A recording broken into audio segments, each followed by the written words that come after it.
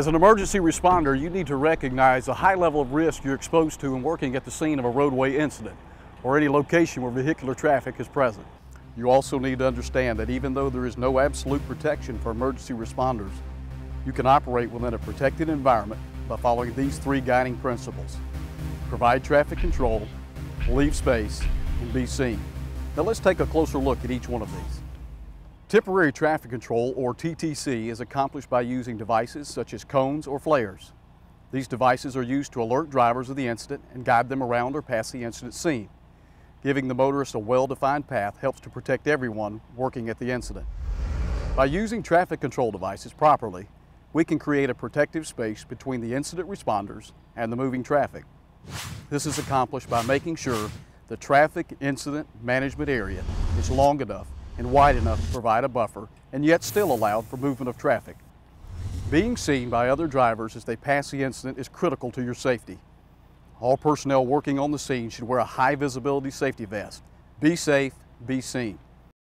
Traffic control, leaving space, and being seen are the three traffic safety principles in the guideline, but there are other safety precautions you need to keep in mind as well. Always look before you open the door, look before you get out of your vehicle, and when possible, exit from the shadow side of your vehicle. And never assume that approaching traffic sees you, so avoid turning your back on it.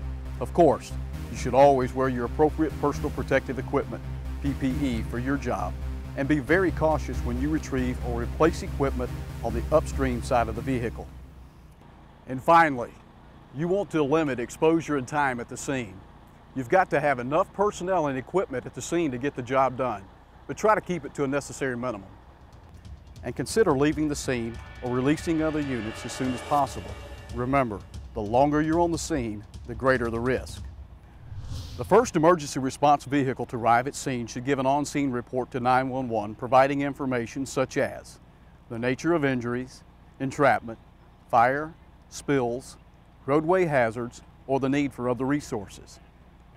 Next, a size-up should be conducted by command, and any further information or needs passed on to 911. And always keep in mind the incident priorities. First, life safety. Second, incident stabilization. And third, property conservation. Scenes involving fires, rescue, or hazardous materials will be controlled by the fire department.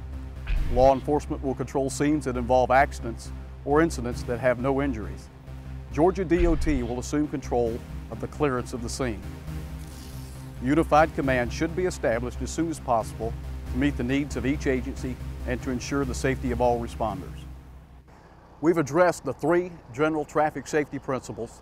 We've talked about some specific safety precautions, and we reviewed the necessary actions of the first arriving unit. Now let's talk about vehicle placement and blocking. Good vehicle placement will help to secure the scene for life safety and incident stabilization. The first arriving unit should be positioned to protect the scene using a blocking action. Blocking provides an area of protection called the shadow area and is downstream of the flow of traffic. Larger vehicles like fire engines provide the best block and should be used as soon as possible. A vehicle can be used to block to the right or block to the left. It all depends on which direction will provide the most protection to personnel working at the scene. In either case, the front wheels of the blocked vehicle should be turned away from the work area so that if the blocked vehicle is struck from behind, it will be pushed away from the work area and not towards it. Here are a few other key points to remember about blocking vehicles. Block the most critical or highest traffic volume lane first, and if possible, block the lane that is already obstructed by the incident. Consider the upstream side of the blocking vehicle as a no stand zone. And finally, when you're using your vehicle to block, exit quickly when it's safe to do so and move to the shadow area. When used properly, traffic cones and flares create a tapering effect that directs traffic to open lanes and diverts traffic away from the incident.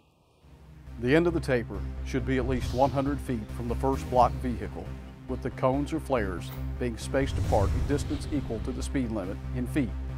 So, if the speed limit is in 55, the cones or flares should be no more than 55 feet apart. A couple of things to keep in mind when using these devices. Flares and fuel spills don't mix, so always check for spills before laying out flares, and remember that the area defined by the cones or flares is not a safe haven or shadow area. They are, after all, just visual indicators for the motorist, and if you're standing in that area, you are still in harm's way. Another essential tool in dealing with a roadway incident is lighting, but lights can be a distraction or even a hazard to oncoming traffic.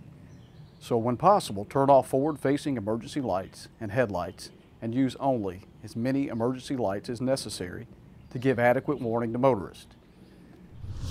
As is the case with any emergency scene, a safety officer may be assigned at the discretion of the incident commander. The safety officer's duties may include ensuring PPE and reflective vests are being worn, coordinating the use of emergency warning lights, limiting personnel's time spent in high hazard areas, and coordinating traffic control and blocking vehicles with other agencies. It's important that all emergency response personnel remember there is no absolute protection at the scene of a roadway incident. But by applying the general traffic safety principles and the emergency response procedures outlined in the Roadway Operations Guideline will go a long way for making the scene safe for us and the public. So remember, provide traffic control, leave space, and be seen.